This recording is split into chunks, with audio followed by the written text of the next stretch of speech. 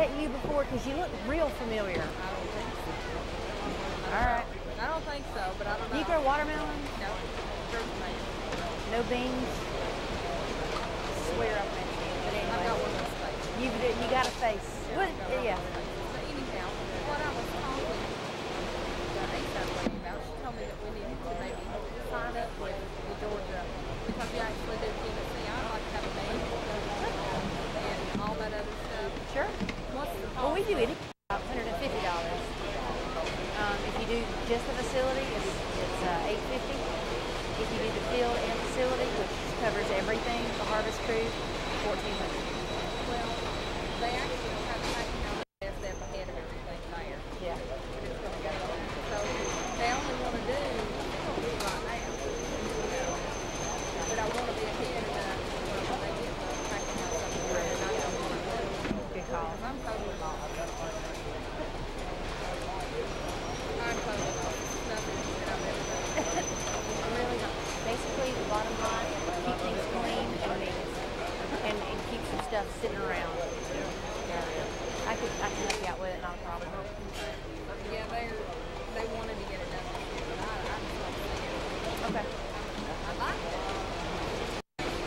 All right, let's go ahead and let's wrap this thing up. If everybody will come around here, let's start talking. Somebody tell me some stuff that y'all saw. Some good, bad, and ugly. Talk to me. What are some things you saw on the packing line with the actual workday 90 at least 90% of all the packing facilities, at least in the southeast, if not in the entire nation, look just like this. They're open. There's a concrete slab. You got a roof on top, and you got beams in the middle. They're okay. There's really not an extra step you have to take, but you do have to be sure to keep the cobwebs swept down, on a seasonal basis. If you've got those on a daily basis, not just a weekly basis. As soon as you see a bird nest being formed, get it down. Officially, please be kind to our animals. If you have the chain going, to have a guard over that, yes. But the actual roller itself, not really. Now that also brings something else up. Whenever you have those rollers that has the ball bearing and all that stuff, states on the package it comes in, food grade. And they're going to want to see that. Now also, wherever you store that material, you want to be sure that it is clearly marked, either with a sign or some sort of designation, that this is where the food grade grease goes and the food grade grease gun, and this is where all the other grease and grease goes. Wash your hands before you go back to work. They did a good job. Why are some wearing gloves and some not? Good question. Pretty much everybody on the line is wearing gloves, and that is a good thing. Now, not every commodity requires you to wear gloves. And this is with Georgia.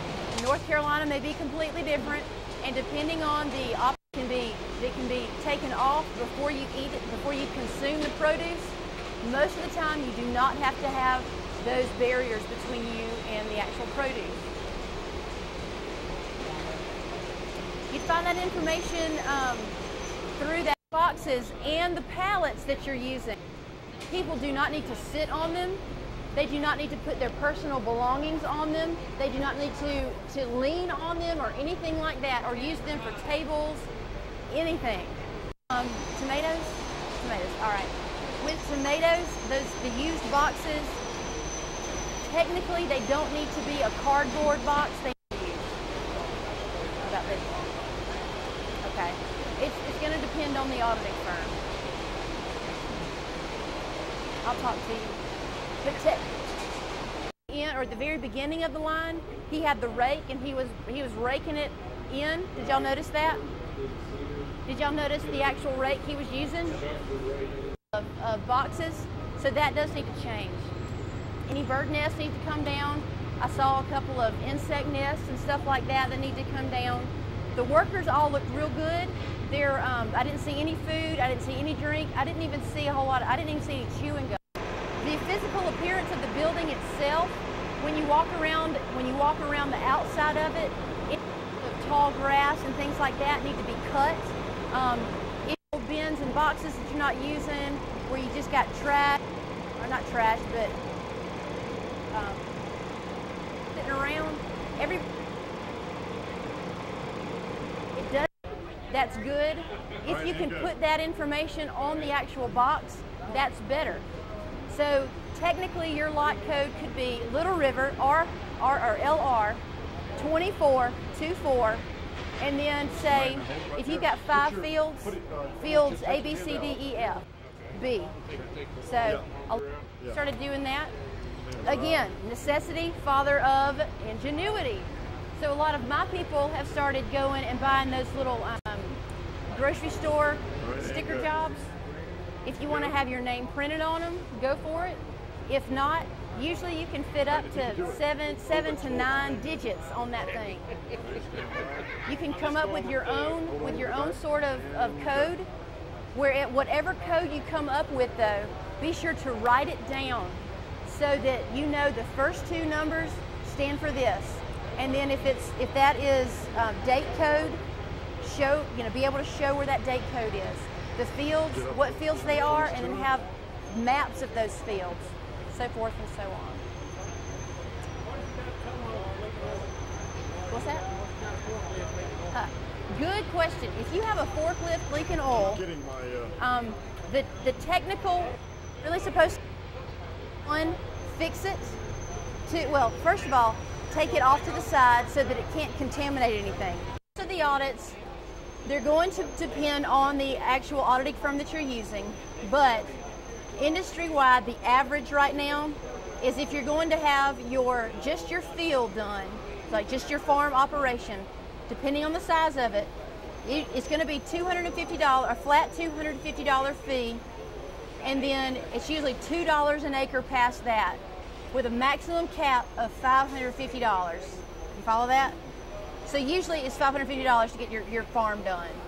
All right, then your packing shed, if you just get the packing shed done, that's $850. And then if you get your entire operation done, average is about $1,400. Okay, and that is just the auditing fee.